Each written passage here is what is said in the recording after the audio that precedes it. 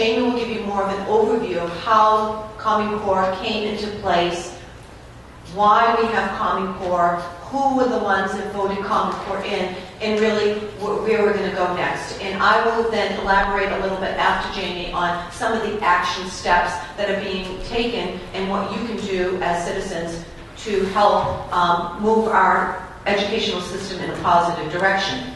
So, Jamie Gass is a Pioneer Institute Director of the Center of School Reform. At Pioneer, he has framed, commissioned, and managed over 100 research papers and policy events on K-12 education reform topics.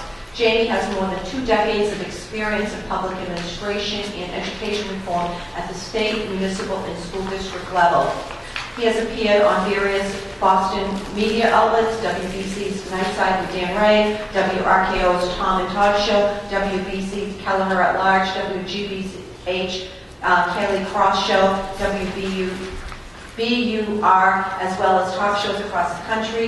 He has been quoted in The Economist, Education Week, the Boston Globe, and his objects are regularly published in the Boston Herald, the Worcester Telegram Gazette, the Lowell Sun, the Providence Journal, other regional newspapers, as well as national op-eds and magazine articles in the Wall Street Journal, Education Next, and the City Journal. Jamie speaks on academic standards, school choice options, and school accountability at events throughout the country. And as you can see, if anybody's read the Worcester Telegram and Gazette lately, is another piece Jamie has written. I mean, I was amazed. I talked to him yesterday. I said, I cannot believe how much you're writing lately. He's amazing. So I would like to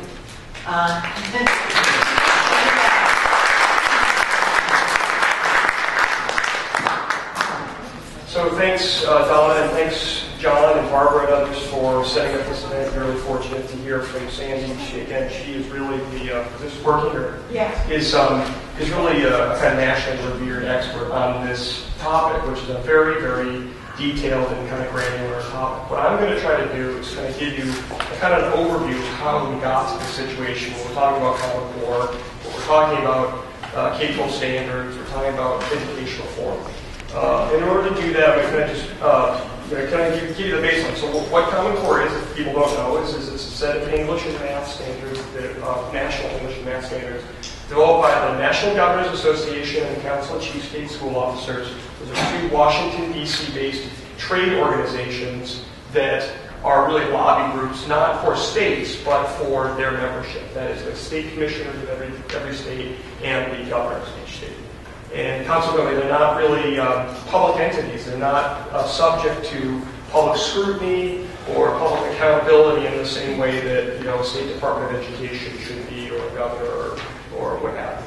So, and the lion's share of the funding that came for the development of Common Core was from the Bill and Melinda Gates Foundation. You all know who Bill Gates is. He's the founder of Microsoft and has a $40 billion foundation. Spent, I think, about well over $200 million both advocating and developing Common Core. So that kind of gives you the baseline. There's, as Sandy mentioned, there are 2 national testing consortia. There's the PARC testing consortium, which Massachusetts is in, and about 9 other states. And then there's the Smarter Balance testing consortium, which has New Hampshire, and it's got Vermont and Connecticut, and a handful of mostly western states. And those testing consortia were funded directly by the U.S. Department of Education. There's some legal issues about that, which I'll talk about in a minute. But to kind of frame the remarks, I'm going to kind of give you an understanding of what EdReform has been about, how we got to this point. In order to do that, I'm going to cite someone who knew a lot more about the Constitution and the Bill of Rights than I certainly do, and that's Louis Brandeis, who was a revered 20th century Supreme Court justice. And he said this: "It is one of the happy incidents of the federal system that a single courageous state may, if its citizens choose, serve as a laboratory and try novel and social and economic experiments without risk to the rest of the country." And what Justice Brandeis is talking about is sort of a famous quote. It's called "Laboratories of Democracy." And what Justice Brandeis is talking about is our federal system, which is that the national government has certain responsibilities for policy and trade and commerce, but that most of the institutions that most directly impact the lives certainly of children, but also citizens, are really the proper legal and financial jurisdiction of the states and localities. Even after 50 some odd years of sort of steady and incremental growth in a federal role in K-12 education, 90% of the funding for K-12 education comes from the state and local governments. In fact, in most states, the lion's share come from the localities. So it's not really, this is really sort of the founders' design. They wanted to have the people that were most intimately connected with the lives of school children making the decisions and paying for the decisions that impacted those school children. I mean, who better than teachers and principals and parents and families and people in local communities to shape and direct the educational future, not only of these children, but in turn, really the future of the country. Because, as everyone knows, K-12 education in this country was really intended to be a wellspring for our republic. It was supposed to inculcate people in the basic principles of democracy so that they're able to learn how to be active citizens. So, this sort of arrangement of the national government doing what it does and the state governments and local governments doing what they're supposed to do has actually served this country pretty well. Over the last 200 plus years, we've essentially gone from a loose collection of colonies along the eastern seaboard to the most powerful and influential country in the world. I mean, it's no small accomplishment, right? But it's also equally true that since somewhere after World War II, probably starting beginning in the late 50s with the launch of the Sputnik, Americans began to be aware that we were losing our competitive edge in the world. In the time in the space race in the late 1950s, it was most apparent when the Soviets launched the Sputnik into orbit. But incrementally from that time, really until the early 1980s, when President Reagan's U.S. Department of Education authored a report called The Nation at Risk, that said that the country, if we had the system of education that we have imposed on us by a foreign enemy, it would be an act of war. We've been increasingly aware that we're losing our competitiveness, particularly in math and science. So some states during this, since 1983 and the Nation at Risk, have tried to school choice and vouchers and expanding choice as a way to create competition among schools and kind of prompt the public system to improve.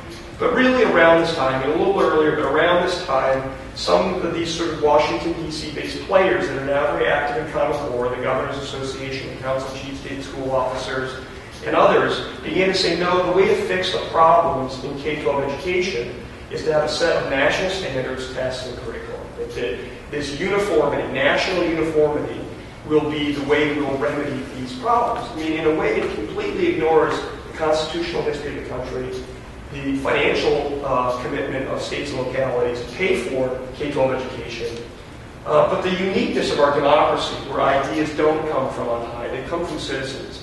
This is something that commentators across centuries have said is completely unique to our system of government and the way of life we enjoy. But nonetheless, these folks in D.C. say we've got to have a set of national standards and tests, really for more of a workforce development outlook. They don't really want to develop citizens as much as they want to have a kind of centralized workforce development system, the way they do a lot in a lot of countries in Western Europe. But what Massachusetts did, and Sandy talked to you a little bit about, or touched on it a little bit, and she's being modest because she was one of the architects of the really fine standards that we had under Everform. But in 1993, Massachusetts was really quite unique, and that ties back to what I was saying at the beginning, a quote that at the beginning about Justice Brandeis, from Justice Brandeis, about states can experiment, their laboratories of democracy, they can do things differently. Massachusetts did things quite differently in 1993. We're fortunate to have Bill Weld, who's moderate to liberal Republican governor. We had Tom Birmingham, who later became Senate president. Certainly a very liberal Democrat with great relationships with organized labor. Mark Roosevelt, state rep. Again, pretty liberal Democrat with great relationship with organized labor. And I mentioned their party affiliations, not for any political, point scoring, but just to show you that Republicans and Democrats are working together on this landmark piece of education reform legislation. And what was in that legislation was a commitment to a massive amount of funding. So we've spent well over $100 billion at the state and local level. In exchange for this funding was all the hard things that hadn't really happened in much of public education in the previous decades. So a deep commitment back to these kind of standards that Sandy was the architect of.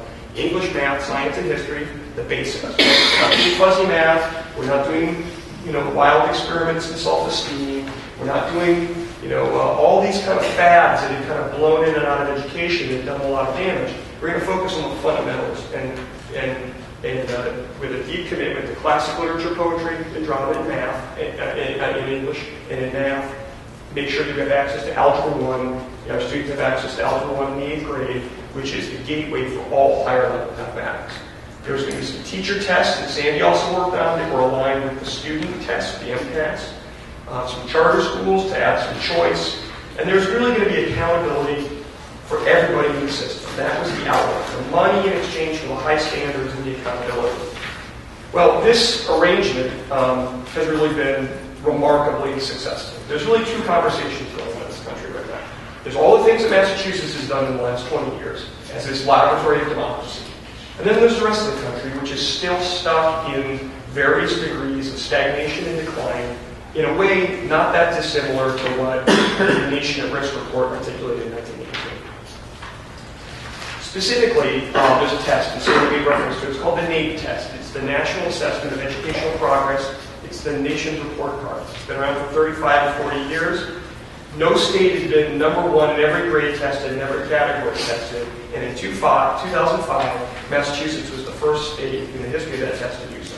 And then we did that again in 2007, and 2009, 2011, and 2013. I tell audiences, this is the equivalent of winning the World Series 5 times in a row and doing it in 4 straight games each time. It is a remarkable accomplishment. The teachers, the superintendents, the school committee members, the principals, the parents, the taxpayers, the policymakers, the lawmakers that made this happen. It is a remarkable, remarkable accomplishment, and there's lots of things that state government has not done well in the last 20-some years, but ed reform is not one of them. Okay? But as that Nation at Risk report made very, very clear in 1983, in the 21st century, in order to compete with the Hong Kongs and the Singapores and the Chinas and the Japans and the Germanys, you've got to be internationally competitive. That's what people worried about with Sputnik in the Cold War. That's what they're worried about with the Nation at Risk, is international competitiveness, particularly in the area of math and science. So what Massachusetts did in 2007, it was one of only 2 states in the union to do it. It did it again in 2013, is it tested as its own individual country on the gold standard of international math and science testing. It's called TIM. Sandy mentioned it, right? In 2007, our 8th graders were tied for #1 in the world in science. Remarkable, remarkable accomplishment. In the area of both 4th and 8th grade, in mathematics, we were among the top performing countries in the world. Remarkable. And we did that again in 2013. There's another test which is of not as good quality, called the PISA test, another international test. Massachusetts has also done remarkably and historically well on that too, placing us among the highest performing countries in the world. Right? I say that being #1 on NAEP is like winning World Series. The success on these international tests is like winning Olympic gold medals. Remarkable, remarkable. That's the good news. The bad news is that in 2010, Massachusetts discarded the high-quality academic standards that Sandy worked on, and that were the cornerstone of the success that this state has enjoyed. Let me just tell you a little bit about it because it's really remarkable that we discarded it, but we, given the success, it's really beyond belief. So what happened is that the Governors Association, the Council of Chief State School Officers, with all this Gates money, in 2006, 2007, began to say, we got to have national standards. And they began to develop the Common Core. Really out of the public view. I mean, I follow this stuff for a living and have done it for 20 years. Not very many people, even in 2007, 2008, knew that the Common Core was beginning to be developed. Right? And then what happened is that in 2009, 2010, the Obama administration came up with a thing called Race to the Top, which was a $4.3 billion federal grant program creating incentives for states to sign on to policy priorities that their U.S. Department of Education articulated. One of those things was adopting Common Core and then moving over from state tests like MCAS over to one of these testing consortia like PARC or Smart Balance. Okay? Pioneer Institute, where I work, it's an independent think tank. We take no government money. We've been around for 25 years or so. We're known pretty much for independent, peer-reviewed, data-driven research. we thought someone ought to take a look at these Massachusetts standards and compare them to the various drafts of the Common Core to find out what high-performing, high-standard states' standards are like in comparison to the Common Core. Because Massachusetts, as I said earlier, had the most to lose. I mean, Massachusetts could rightfully say the race to the top was the race to become Massachusetts.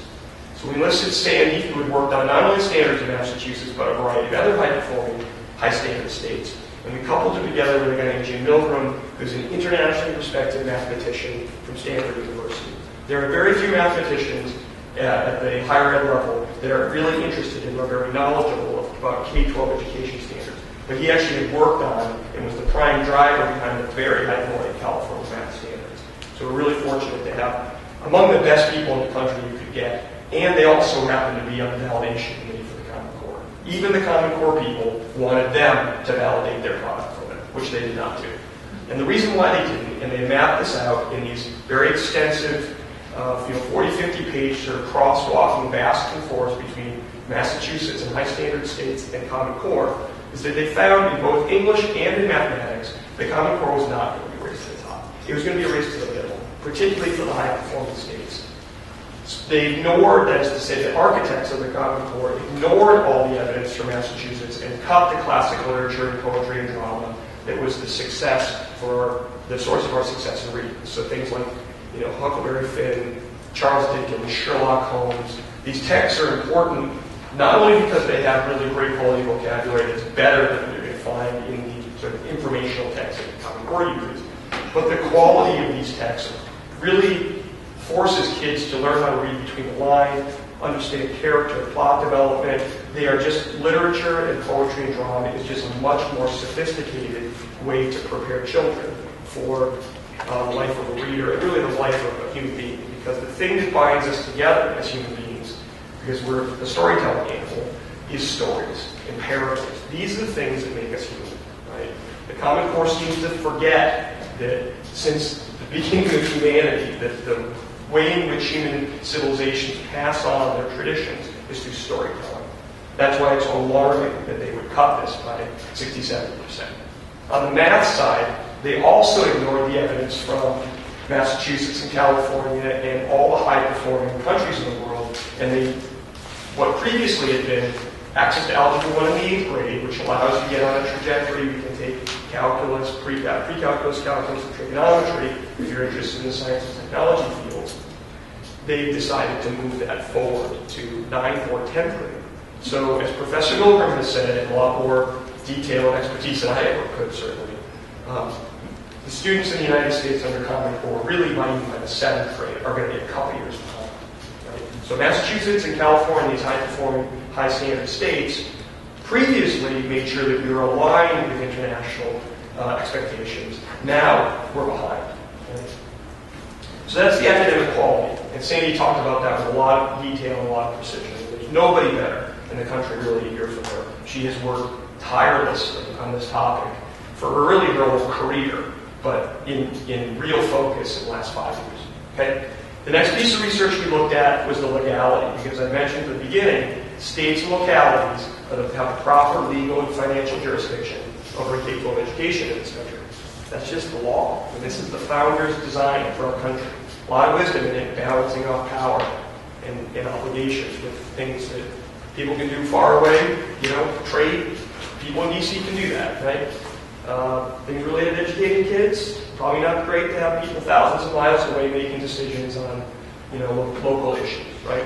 So we enlisted the General Counsel and Deputy General Counsel of the U.S. Department of Education under the second Bush administration, the two highest-ranking lawyers in the federal government. And what they mapped out in a lot of lawyerly detail and dispassionate specifics is that there are 3 federal laws that explicitly prohibits the federal government from funding, directing, validating, encouraging, bullying states and localities to adapt national standards and national tests and national curriculum. And those 3 federal laws are the Elementary and Secondary Education Act of 1965, which was signed by Lyndon Johnson. There's the General Education Provisions Act in 1970, which was signed by Richard Nixon. And then the enabling legislation that set up the U.S. Department of Education itself in 1979, which was signed by Jimmy Carter. It's important to emphasize here, you often hear people say, this is an extreme issue. It's a right-leaning issue. It's a Tea Party issue. This is a rule of law issue, folks. Right? 2 of the 3 presidents that signed these laws were pretty liberal Democrats. It's not a Tea Party issue. It's not a right-wing issue. This is an issue about whether we're going to teach our children about whether the adults that are driving K-12 education in this country are permitted to violate federal laws. That is an enormous civics lesson for us to teach against, as a minimum. Right? Well beyond whether they're going to learn to read well, whether they're going to learn mathematics at a higher level. We have to teach our children to obey the law. People that are driving this conversation, whether it's the Common Core or the federal funding of the PARC test, they're violating the law right in front of everyone's eyes. Right? There were no bills in the state legislature. There were no hearings or bills in Congress about setting national standards or tests. They did it through a federal grant program. They did it through state governors and state commissioners, which represent the executive branch, not the lawmaking branch of our government. Right? These are the people that made the decisions, and they made it largely unilaterally, and they made it behind closed doors. Okay? It's not just me. There's a piece back there. George Will has both spoken on this and written several columns citing our research on the legal violations of Common Core. Okay?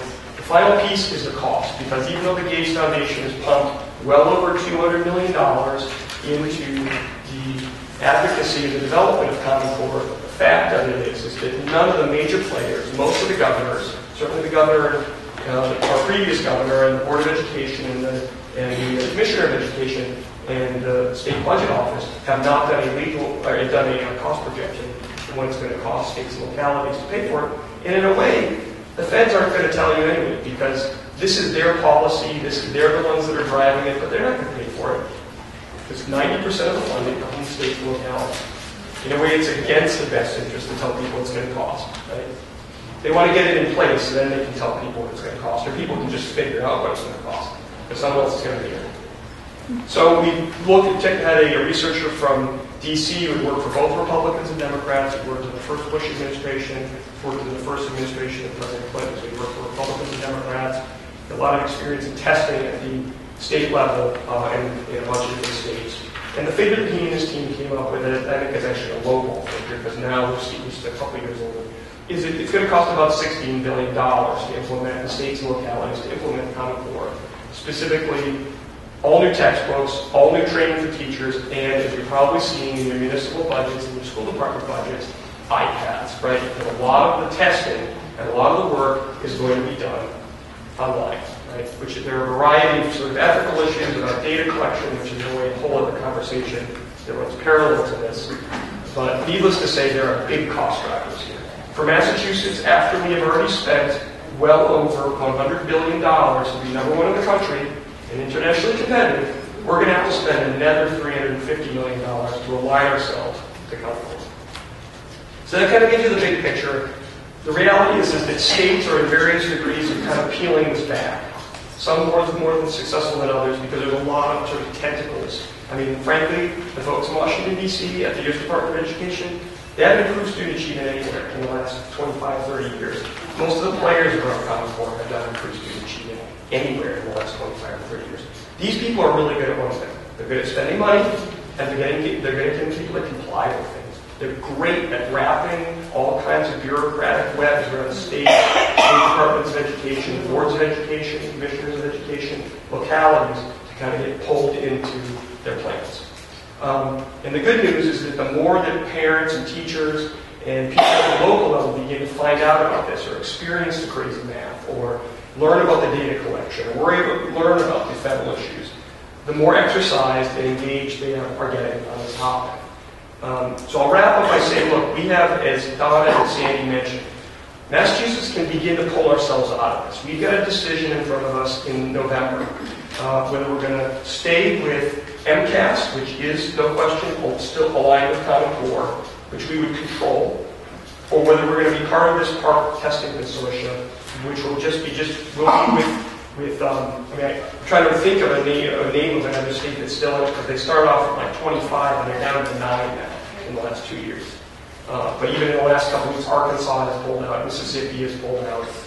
The reality of it is that this thing is a sinking ship. Like Massachusetts has a choice whether we're going to be part of this consortia with the real low-performing places like DC and New Mexico, or whether we're going to be able to control our own academic destiny the way we have for 20 years. And that's really the decision in front of us. And I would encourage you to make your voices known to all your state legislators, to the governor. The governor, when he ran in 2010, was opposed to Common Core and Park. He's been a little ambiguous this time. Not clear in what direction he's going to go with it. They're having hearings, as Sandy said. Some of them seem pro forma to me. I've been looking at these kinds of things for a long time, and I know when hearings have this quality where they're going to be salting the path to a predetermined outcome. Don't let them do that. Don't let the governor do it. Don't let the Secretary of Education, the Board of Education, the Commissioner of Education. Do not let them do that. Because if we let them implement this part, it will lock us into all of the things that I've just mentioned in the last 15 to 20 minutes. And that will totally take parents and local taxpayers and people out of this important decision-making related to the lives of their children. I appreciate you guys coming. I know it's a ton of details. It's a ton of information. You probably feel like you're taking a sip of water from an open fire hydrant. Appreciate your attention to it. I'm happy to answer any questions you have. Thanks.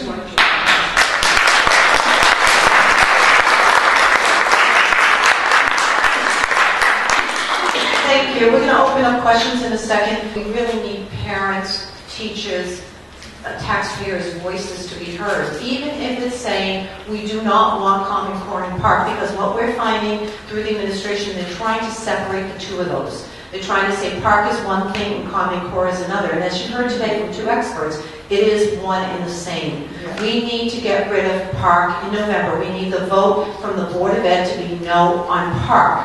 And as you heard, 24 states started with the Park in the consortium. They're down to 11. It's over a 50% drop.